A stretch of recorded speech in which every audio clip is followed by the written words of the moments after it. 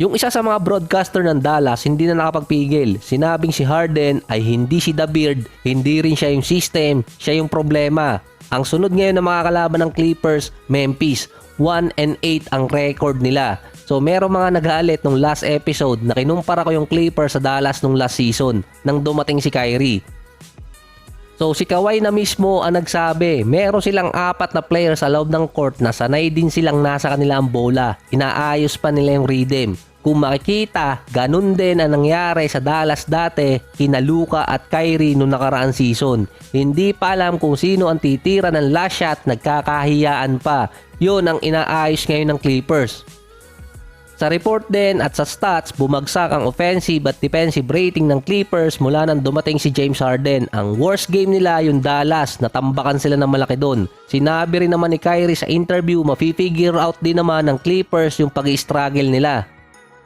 Wala kasing time tulad ng training camp at preseason para ayusin or magkaroon sila ng initial play talaga sa 4 na players. Base din yon kay Kawhi. Ang sinabi niya pa, more games para matutunan nilang makalaro si Harden. Hindi naman kasi to all-star game. Matindi yung depensa ng mga teams at titindi pa yon sa second part.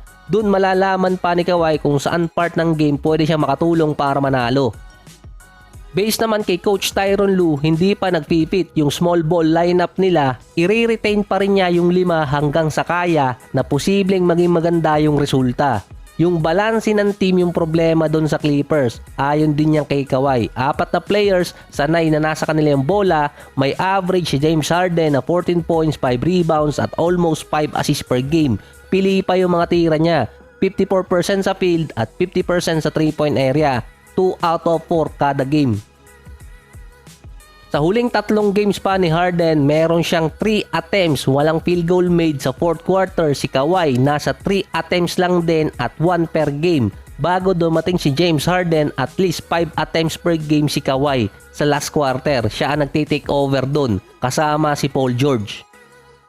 Kung saan naman si PG, before Harden, meron 29 points per game, impressive start. Meron siyang 17 attempts per game, bagsak ngayon sa last 3 games si PG sa 14 points at 14 attempts nang dumating si Harden. Mahirap hatiin yung possession ng Clippers. Nasa 23 points per game ngayon si Paul George.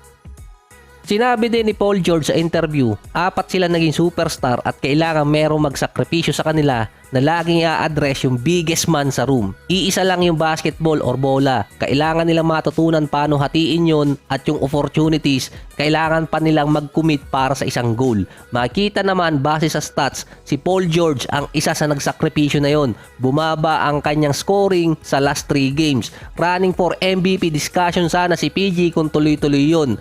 Tulad nung last year bago siya ma-injured at katulad din nung sa OKC, mga 2019 ata yon.